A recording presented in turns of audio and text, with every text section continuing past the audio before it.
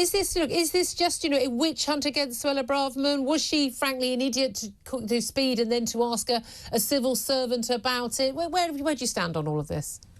Well, as you live and breathe through various stories that come and go, I mean, this one, it's got to be one of the most flimsy.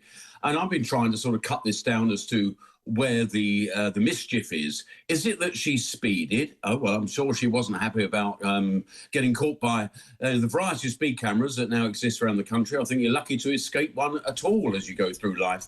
She's certainly joining a strong cast and company, including Sir Keir Starmer, Andy Burnham, and even the Archbishop of Canterbury. So I don't suppose anybody's terribly upset about that. It's sort of a factor of life of driving on British roads. Getting a speeding offence, again, exactly, especially now roads have gone down to many cities, 20 miles per hour everywhere. Again, she admitted she shouldn't have done it. She was the Attorney General at the time. But again, it's a mistake millions of us make every year, apparently. But the question is, should she have asked a civil servant? I said the second mischief is that she dared ask her civil service, one of her staff, is there an alternative? Is there a one-to-one course available? Is that the mischief? Now, I don't know about you, but I mean, if you're a chief exec of a major department, which effectively the Attorney General, as Attorney General she was at the time, to ask a staff member about something surely is not a mischief. I mean, what are we going to have next? We're going to have complaints going in if she dare ask one of her staff for a cup of tea in the morning. I mean, I was sort of reflecting that you don't tend to see many celebrities getting advertised that they're on a speed awareness course. Yeah. And you know why? It's because one-to-one courses are available if you're happy to pay for it. So this is not an uncommon sort of event. Yeah. But, is that the third mischief, that she dared ask for a one-to-one course?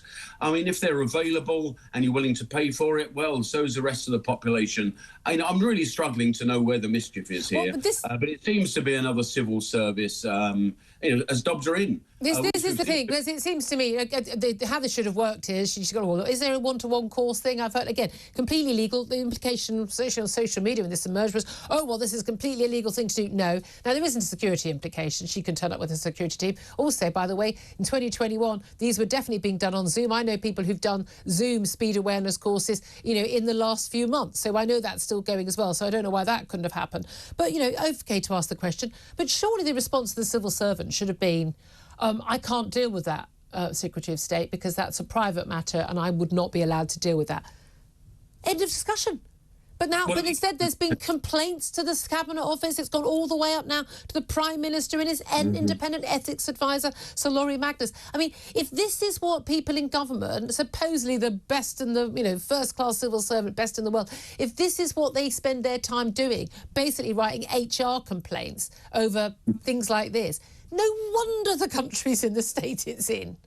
Well, I mean, also, I don't know what the world media and the world must think of us, actually. You had the Prime Minister in Hiroshima just a few days ago, discussing about the growth of China and the threat that poses, the problems of Russia, well, nuclear-armed potential enemy, and the good news about having new deals with Japan and investment in the UK. And what did the BBC and ITV want to ask when he's on the podium? They wanted to ask about Suella Braverman's 3 points on her licence. The world's media must think this country has gone completely stark, staring mad.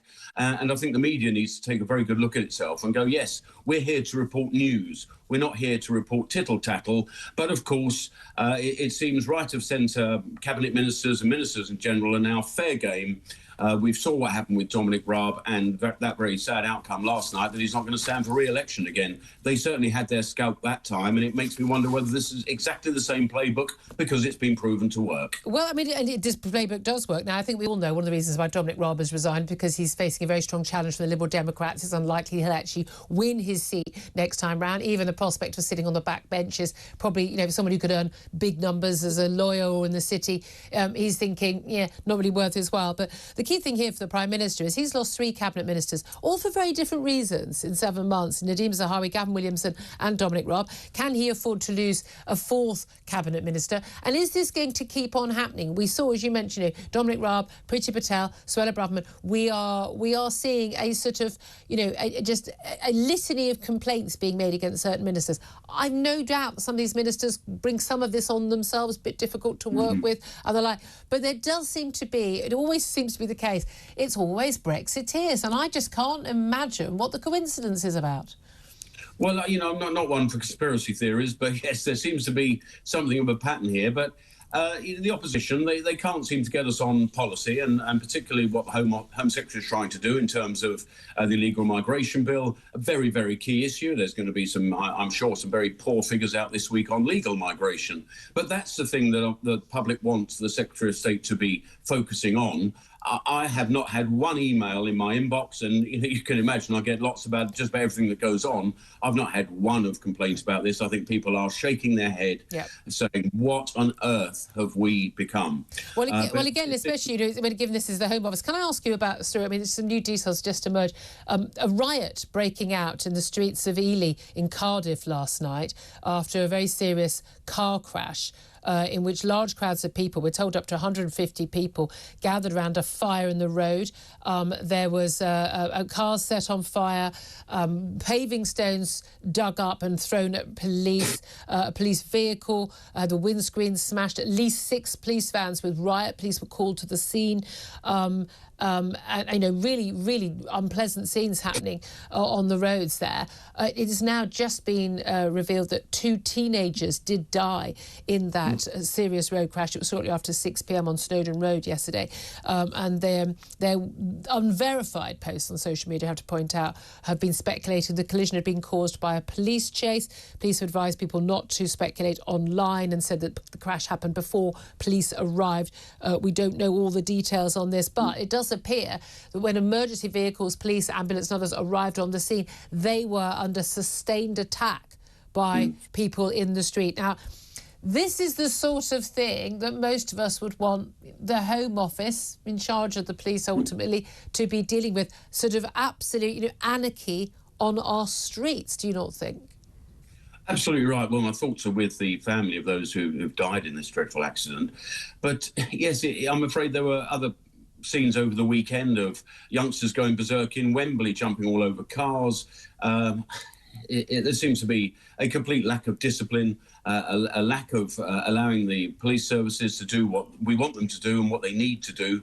And I saw the story just flash up just before I came on, Julia, but so I don't know any more details than you've told me. But yes, I'm afraid these are the pressing issues of the day.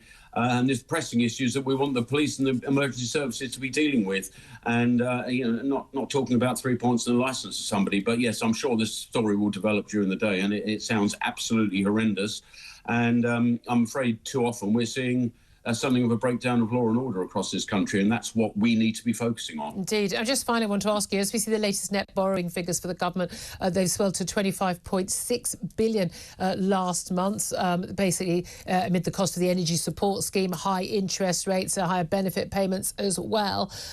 This at a time when James Cleverly, the Foreign Secretary, apparently his aides, I'm assuming he didn't sign the lease himself, has leased a £40 million private jet, the one they used to film the Succession scenes on that hit TV series. I mean, it's as luxury a jet as you can possibly get. Is that appropriate at these difficult times when so many people are struggling with their bills and we've got such high net government borrowing? Well, we've got a very limited fleet of government planes. I mean, far less than other countries of our size might have. And one can only assume that the one that would usually be used was being used by the Prime Minister to go to Japan and securing that 17.1 billion of investment in the UK. I don't know what was on the market out there. It could have been that... You mean you don't hire private jets every weekend, Craig? No, of course you don't. But I mean, it's not unreasonable for a senior government ministers to be, travelling unusual times to unusual places, and for a charter jet to be hired. I've seen the pictures of this jet, and it does look rather nice. I'll give you that. But I mean, I wasn't part of the contract. I don't know if they went out to the market and said, "Can we have a low to medium range one, please?" And they say, "Sorry, they're all taken. This is the only one we've got, so you're going to have it." So. No, it's not unreasonable, I don't think, for foreign secretaries and senior secretaries of state to be travelling around the world on private aircraft. We accept it for the Prime Minister for obvious reasons. It's not unusual for foreign secretaries. But yes, I can see that the opulence of that jet was quite something. Yeah. But as I say, there might have been the only one available, and it was a take it or leave it. So yeah. I've travelled with Prime Ministers on private jets before, and it's never looked like that. Craig Mackinlay, Conservative MP, thank you very much indeed.